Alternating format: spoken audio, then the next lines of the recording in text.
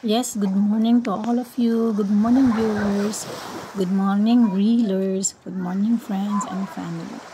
First and foremost, I would like to dedicate this video to a very important person, Madam Rashan Eridodo, who made this travel possible. Thank you so much for making me happy because I made this first travel because of you. And I thought that one day we will come here and we will join hands walking on this beach. So as you can see, the beach is so calm at napakaganda po ng beach. Very suitable po for the people, for the person who wants quiet and peaceful place. Pwede rin po ito sa mga broken hearted, kasi makaka-relax po yung utak, lalo na po kung stress na sa buong araw o buong linggo. This is a perfect place to relax your mind. I was here last March 2025 just to relax my mind because a huge thing or a huge news just exploded my chest, just exploded my heart. You can see me smiling, yes, but deep inside, we don't know.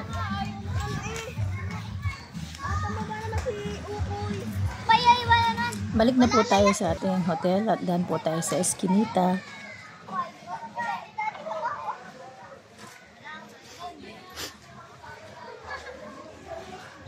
Okay na. Maganda naman dito sa Batangas.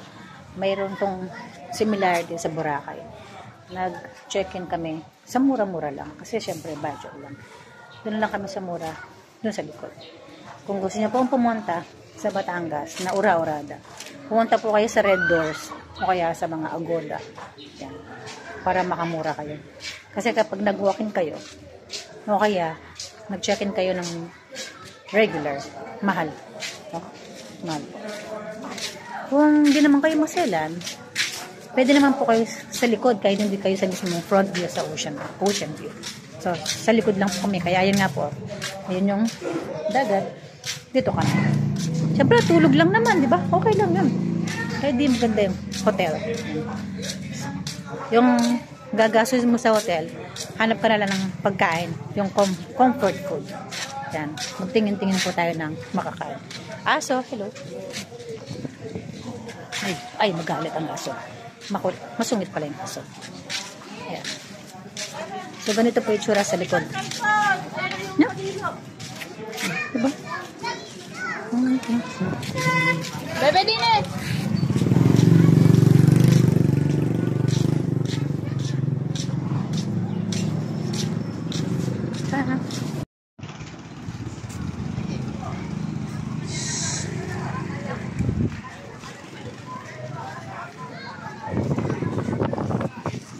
At ayan po, syempre, dahil nagugutom tayo, lakad-lakad po tayo sa labas para maghanap ng pagkain. Tara! Tara! Saan tayo makakarating nito? Alphamart. Ito nito.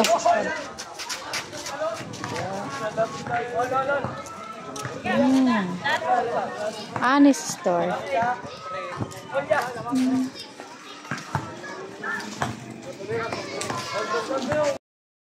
At ngayon nga po, habang naglalakad-lakad tayo, pa-selfie-selfie lang muna tayo.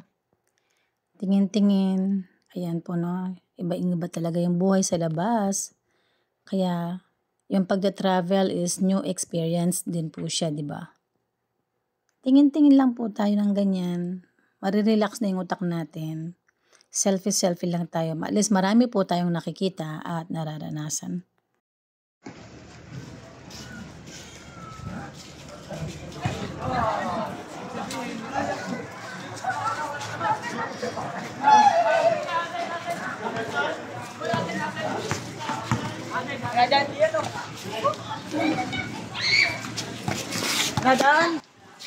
Ayan po, habang naglalakad-lakad tayo ay nagtitingin-tingin din tayo. Gabi na po dito pero yung mga bata naglalaro pa ng basketball. At ayan po, may mga maliliit na tindahan. Nagtitingin-tingin po ako anong pwedeng bilhin para mamaya habang naglalakad pabalik ay makabili na po ng makakain. At ayan na nga po, nakakita na ako ng pwedeng bilhin na makakain. Bili po tayo. Quick. Pwede dagdagan po. Ano pa? 6. Magkano lahat kuya? Kwenta. Ito, 25 ito na, 25. Sikyam. Ano to? Sikyam, 30. 30. Tama ba kuya? 30? 30 yung pizza. Ano? Quick.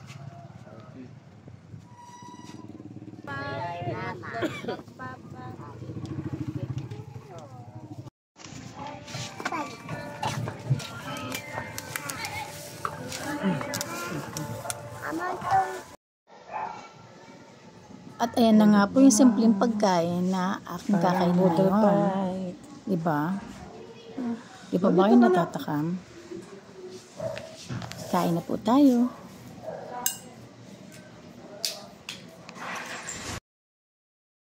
Ayan, napakaganda. Very peaceful and quiet. Good morning to all of you.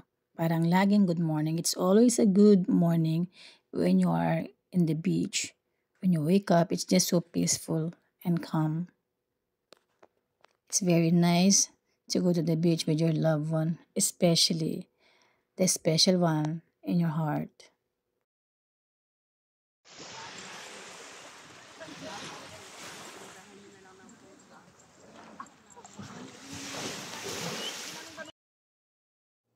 At yan po yung nakaka-relax na view ng dagat. It is so relaxing because it's peaceful.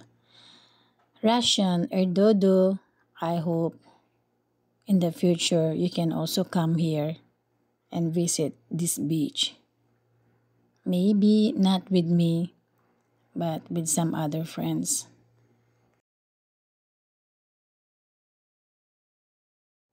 Ayan po, mag-selfie-selfie na lang po tayo ulit. Peace po. O diba, kahit paano nakaka-relax na, kahit ganito lang. So, welcome to Nasugbu, Batangas. Ito po ang Nasugbu, Batangas.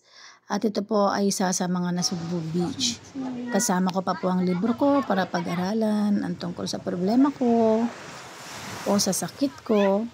Kaya, ayan po, no? Maraming salamat po sa panonood and muli, thank you po sa lahat ng mga nanood. Para po ito sa personal documentation ko. Sa Nasugbu, Batangas po ito. Nakaka-relax, nakakakalma. Peaceful po yung lugar. And thank you so much for the people I met here last March. And thank you so much, Russian or Dodo, for making this trip possible.